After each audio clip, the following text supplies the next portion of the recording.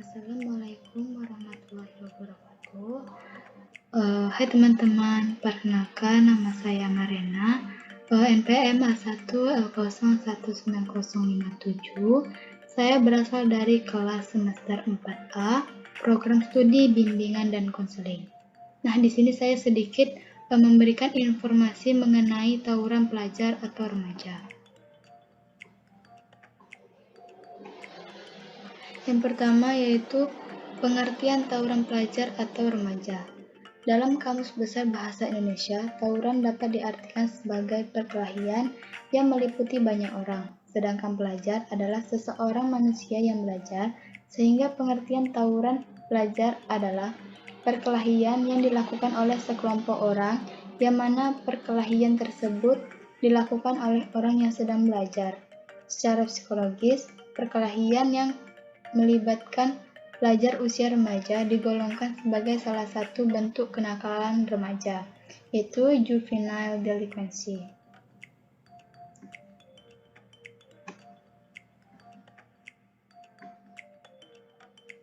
Adapun kenakalan remaja dalam hal perkelahian dapat digolongkan ke dalam dua jenis delinkuensi. Yang pertama yaitu delinkuensi situasional, yaitu perkelahian terjadi karena adanya situasi yang mengharuskan mereka untuk berkelahi. Keharusan itu biasanya muncul akibat adanya kebutuhan untuk memecahkan masalah secara cepat. Yang kedua yaitu delinkuensi sistematik, yaitu para remaja yang terlibat perkelahian ini berada di dalam suatu organisasi tertentu. Di sini ada peraturan, norma, dan kebiasaan tertentu yang harus diikuti anggotanya, termasuk berkelahi. Sebagai anggota, tumbuh kebanggaan apabila dapat melakukan apa yang diharapkan oleh kelompoknya. Seperti yang kita ketahui bahwa pada masa remaja, seorang remaja akan cenderung membuat sebuah kelompok, yang mana dari pembentukan kelompok inilah para remaja bebas melakukan apa saja tanpa adanya peraturan-peraturan yang harus dipatuhi karena ia berada di lingkup kelompok teman sebayanya.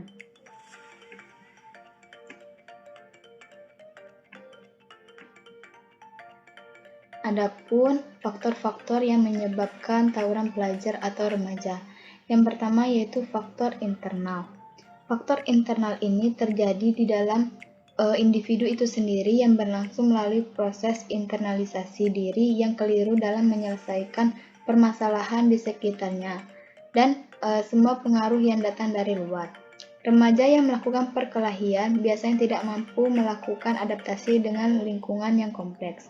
Maksudnya seperti ia tidak dapat menyesuaikan diri dengan keanekaragaman pandangan, ekonomi, budaya, dan berbagai keanekaragaman lainnya yang semakin lama semakin bermacam-macam. Para remaja yang mengalami hal ini akan lebih tergesa-gesa dalam memecahkan segala masalahnya tanpa berpikir terlebih dahulu apakah akibat yang akan ditimbulkan.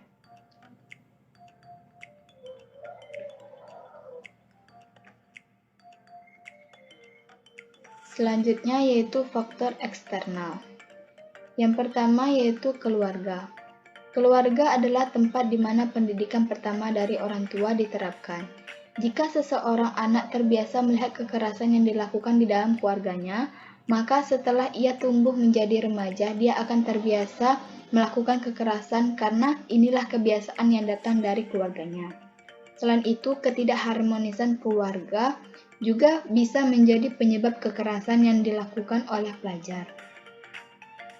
Yang kedua yaitu sekolah. Sekolah tidak hanya untuk menjadikan para siswa pandai secara akademik, namun juga pandai secara akhlaknya. Sekolah merupakan wadah untuk para siswa mengembangkan diri menjadi lebih baik.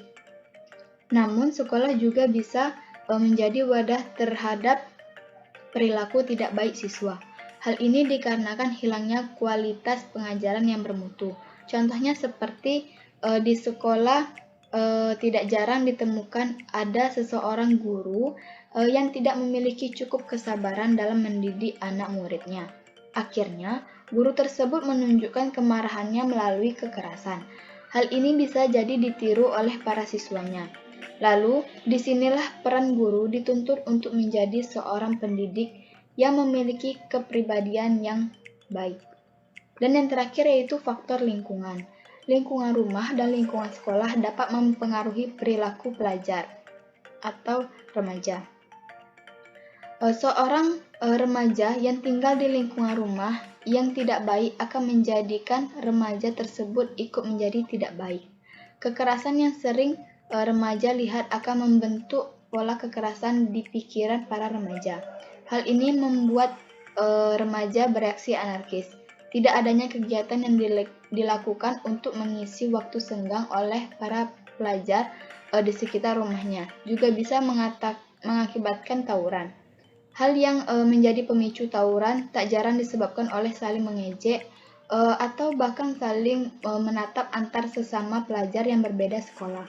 Bahkan saling rebutan wanita pun bisa menjadi pemicu tawuran dan masih banyak lagi yang lainnya.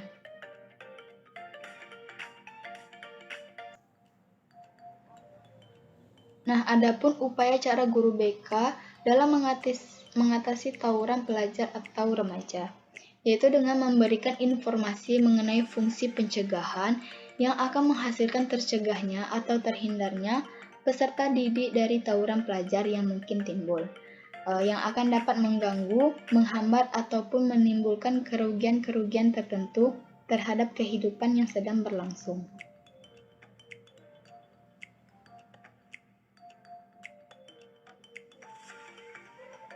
Yang terakhir yaitu kesimpulan. Tawuran pelajar adalah perkelahian yang dilakukan oleh sekelompok orang, yang mana perkelahian tersebut dilakukan oleh orang yang sedang belajar. Upaya dalam menanggulangi tawuran remaja yaitu dengan cara memberikan efek jera, memberikan penyuluhan secara efektif, dan memberikan ruang yang positif. Terima kasih. Mungkin itu saja ya informasi yang dapat saya sampaikan. Semoga bermanfaat untuk teman-teman. Saya akhiri. Assalamualaikum warahmatullahi wabarakatuh.